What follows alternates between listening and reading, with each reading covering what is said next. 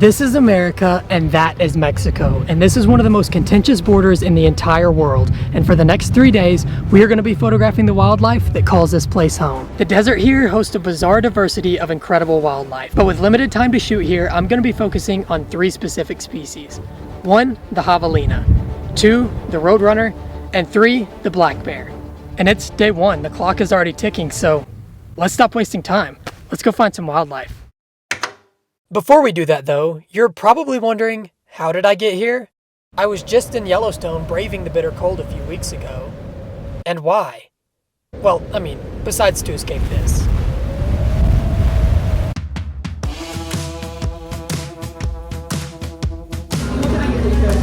Can I just get an order of the regular nuggets with cheese dip?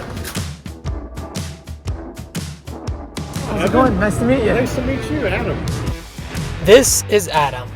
A few months ago, Adam emailed me about his new Airbnb that he was building just outside of Big Bend National Park. And he made a proposition. In exchange for a feature of his new Airbnb in this video, he would bring me out to Big Bend to photograph wildlife for a few days. And obviously, I said yes. After landing in El Paso, Texas, just on the US-Mexico border, Adam picked me up and we got on the road. We made stops at White Sands National Park, Guadalupe Mountains National Park, and the beautiful little town of Ruidoso, New Mexico, before finally making our way south to Big Bend. We drove for hundreds of miles through the desert, through Border Patrol checkpoints and past seemingly endless power lines. We drove well into the night, where there was nothing as far as the eye could see. Except for this.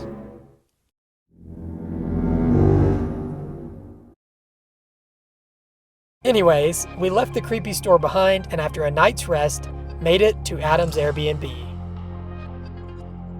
So we made it to Adam's Airbnb, the Infinite Skies Retreat, and I'm not even going to try to describe this place because I won't do it justice.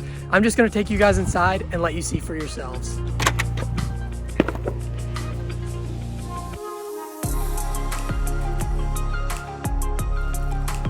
This is the Infinite Skies Retreat. You see, Adam is an aviation buff, and he's been working in the airline industry for years. When he decided to build this house, he wanted it to have a unique theme, something that felt like no other Airbnb, and that also gave visitors a taste of who he is as a person. And oh man, did he deliver. Upon entering the house, you are greeted with the enormous front half of a retired Boeing 727, which Adam bought and had hauled all the way here to remote Southwest Texas from California. There's an entire infographic on the life of this aircraft and how Adam got it here on the wall adjacent to the plane itself. But I'll leave that for you to read when you come and stay here yourself. Aside from the obvious showstopper that is the jet, the ground level is home to a small kitchen area, a trip planning table, complete with infographics about Big Bend National Park, and a map that you can write on to plan out your days, and a restroom, including laundry facilities. In the back corner of the room, at the base of the plane, a set of stairs lead you into the cargo hold, where there is a gaming station complete with flight simulator, which I very quickly found out I'm absolutely horrible at, and a few beds, perfect for kids who are looking for a more adventurous place to sleep.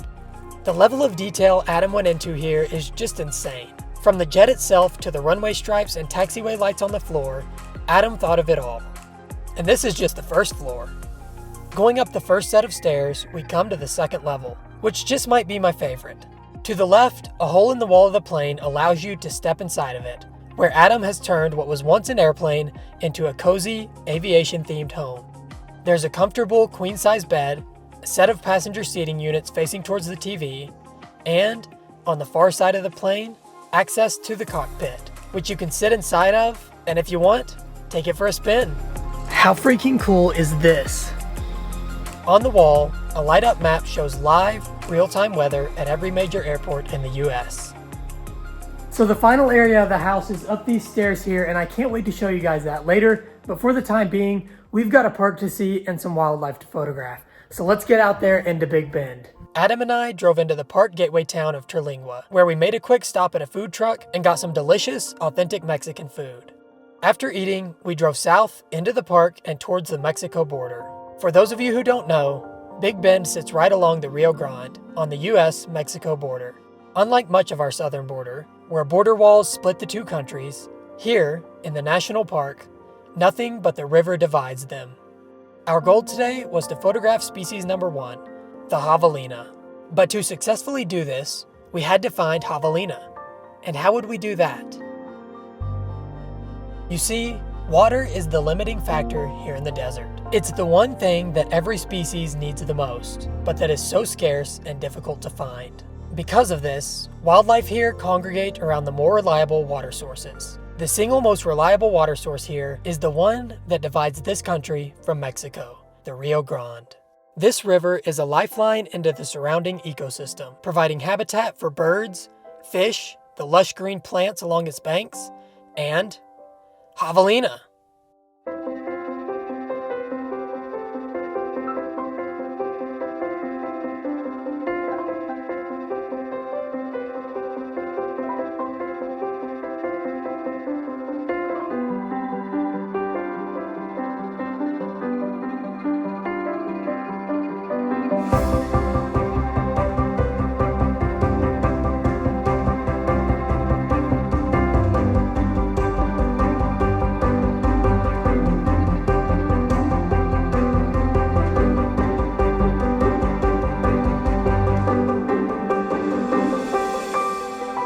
So we found some javelina out here at sunset.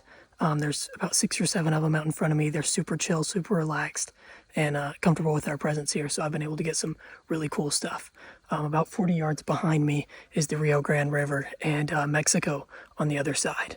And I just think it's really cool to think that to us this is 2 different countries, but to them they cross that river every single day. It's an imaginary line that we obey by, but to them it's just their habitat. So pretty cool, but getting some awesome shots of these javelina, and I'm gonna get back to shooting because there's still a little light left, and this guy's coming close to me now, and I think we'll make for some good shots.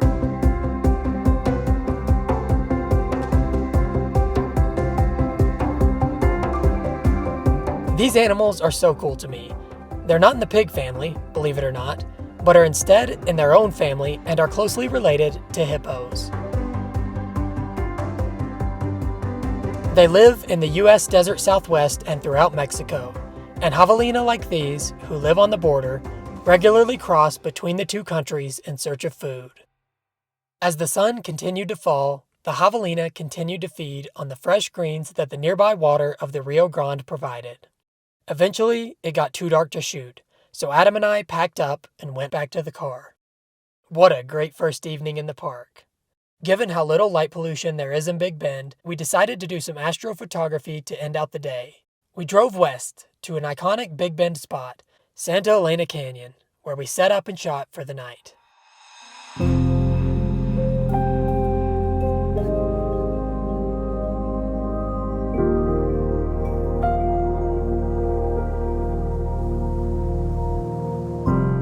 By the time we returned to the house, it was pitch black out.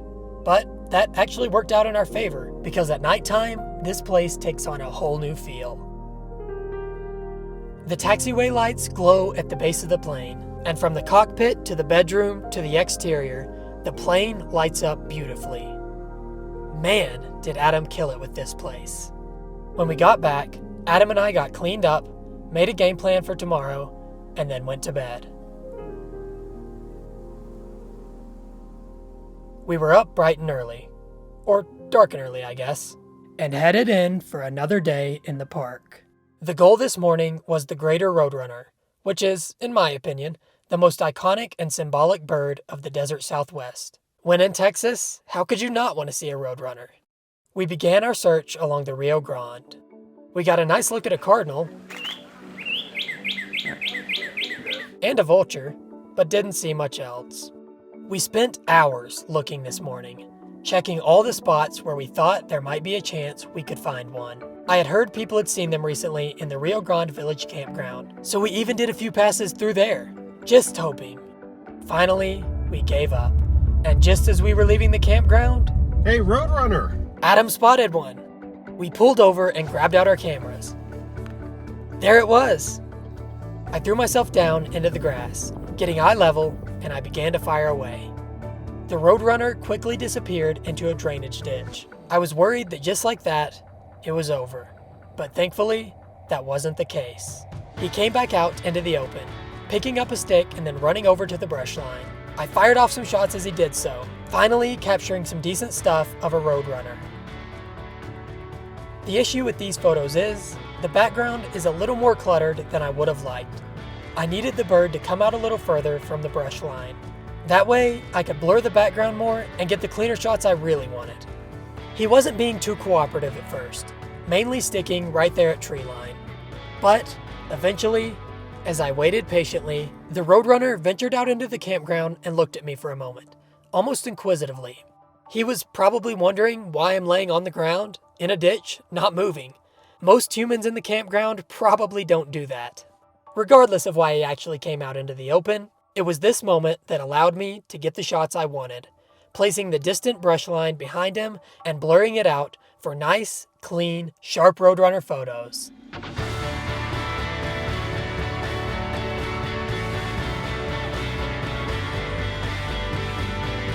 Shortly thereafter, he disappeared one final time into the brush, and with that, the shoot was over.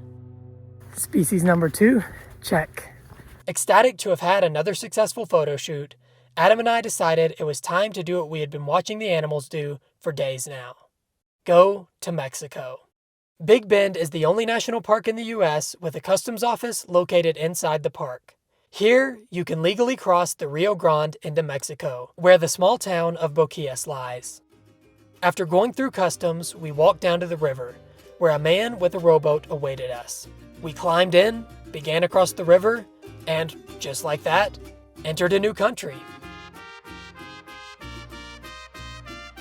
A half-mile walk brought us to the village of Boquillas, a small, quiet community where people rely on American tourists to make a living. Vendors were set up all along the street, each with a variety of beautifully crafted goods. Yeah. Yeah. You said 10? Gracias. Gracias, usted. Thank you. I bought a tapestry that, very fittingly for this trip, has a javelina on it, and Adam bought a beautiful looking walking stick. Following our purchases, we walked to the far end of town to look back over the landscape. Here, Boquillas lies in the foreground, with the Chisos Mountains of Big Bend in the background.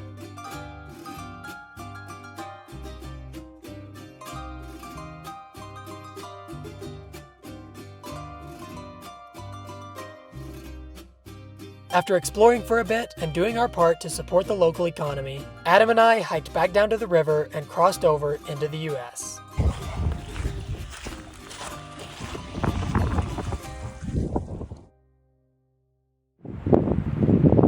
Following our Mexico experience, winds picked up, starting dust storms, sending wildlife into shelter, and making it pretty much impossible to shoot anything.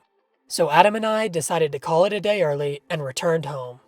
So as you guys saw earlier in the video, the downstairs portion of this house is incredible. It's so insane what Adam has done with this place. But let me show you guys the upstairs now, which is almost like a whole second house that you get, all for the price of one. If you're into cooking and comfy couches, I found your floor. The third floor of the house features a full kitchen and living room area, as well as multiple bedrooms. A walk down the hall brings us to a second restroom, a bedroom with bunk beds, and a bedroom with a queen bed. At the end of the hall is where I slept for the majority of the trip, aside from one night in the plane, the master suite, which features an extremely comfy bed and its own master bathroom. The walls upstairs are adorned with Adam's artwork of both Big Bend and aircrafts. And on the front end of the house, the balcony features the best view of all, complete with a grill and seating. To the southeast, you look into Big Bend, and to the southwest, Mexico. Regardless of where you're at on the 80-acre property, the views are amazing, and Adam has set things up to allow for outdoor activities too. There's a fire pit with seating just outside the front of the house, and just behind the house is one of my favorite parts of the whole property, Adam's Mountain. This peak lies within the boundaries of the property, allowing you to have your own private hiking experience to summit it. At the moment, the peak has no name. Adam is still trying to decide what he should call it. So comment below what you think. Personally, I'm kind of leaning towards Mount Javelina. At the summit of the hiking trail that Adam hand-carved into the mountainside sits a bench where you can rest and take in the breathtaking views. I know I keep saying it, but I really truly feel like Adam just absolutely has knocked it out of the park with this place, and I am so glad I got to stay here. If you're interested in staying at the Infinite Skies Retreat, use the link at the top of this video's description to check out their Airbnb page and book now. I can promise you, you will not regret a trip here. Day 3, our final day in the park and our only chance to photograph target species number 3, the black bear. There's only one area of the park where black bears are found, and it's an area that to this point, we haven't yet explored, the Chisos Mountains. These mountains are located in the center of the park, rising some 4,000 feet above the desert floor, and they create what biologists call a sky island. A sky island acts ecologically like a real island does. The island, in this case being the Chisos Mountains, contains an entirely different ecosystem with different climates, species, and weather patterns than the metaphorical water, or desert in this case, around it. Because of this, we see different species living in the Chisos than in the rest of the park. Case in point, black bears. They're pretty commonly seen in the Chisos, leading to signs like these. We did many passes along the road that runs up into the Chisos Mountains, but unfortunately had no luck with black bears this morning. We did, however, see a coyote running the roadway, passing by the beautiful bluebonnet flowers that were in bloom while I was in the park. After looking for quite some time, the sun was coming up, and it began to get hot. If there's one thing I know from all the bear photography I've done, it's that bears do not like the heat. So, instead of wasting time looking for bears that probably weren't going to show, we decided to take a hike. But, on the way there, we got one more totally unexpected wildlife encounter. A coyote appeared seemingly out of nowhere and crossed the road in front of us. Unlike the big, fluffy coyotes we see here in Yellowstone, this guy was small and had a thin coat. He was made for the desert. I got a few photos of him, nothing special, and then he disappeared into the brush. Adam and I continued on to our hike, which actually ended up being one of the highlights of the trip for me. We hiked up Boquillas Canyon, a beautiful split in the rock that the Rio Grande cuts through, filled with lush greenery and signs of wildlife, like these swallow nests on the canyon wall. Trails led down into the river and across. These were the trails of animals, havalina, bobcats, deer. They crossed between the two countries regularly, using both for food and shelter. Here, we found a few wild horses hanging out on the Mexico side. One of the horses, a pretty brown one, came down to the riverside, where he fed on green grasses. Hoping he would cross, and wanting to capture a wide shot of the scene if he did, I zoomed out and framed up a nice composition that would show the entire canyon and the width of the river as he crossed over it. Now, this is the part where I should be showing you a beautiful clip of this horse as he crosses over the Rio Grande, which is something that Adam and I got to see about 3 minutes after the clip you're watching now. But when it actually happened, I set my settings, set focus, and then I forgot to hit record. However, 15 or so minutes later, he crossed back over a little further upstream. It wasn't as scenic of a scene, but at least this time, I actually caught it.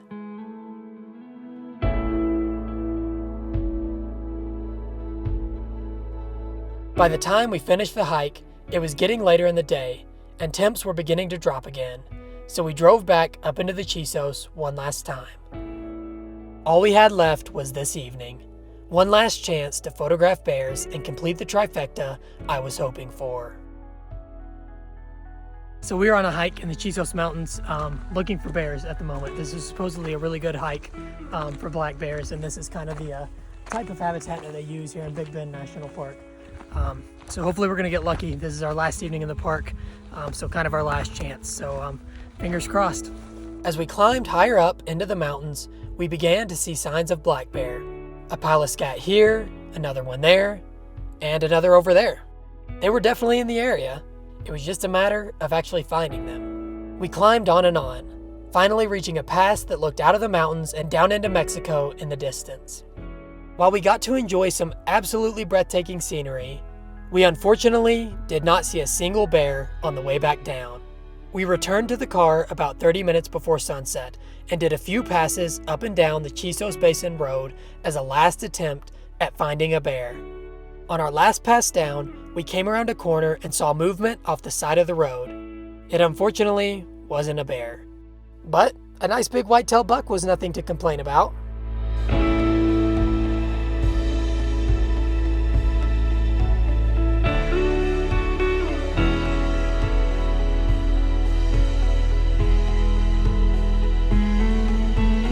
As the sun set behind the Chisos Mountains, Adam and I drove back to the peak of the road, to a spot that looked west over the Chisos Basin and towards the sunset, where, with the small bit of light that was left, we got in a quick landscape photography session.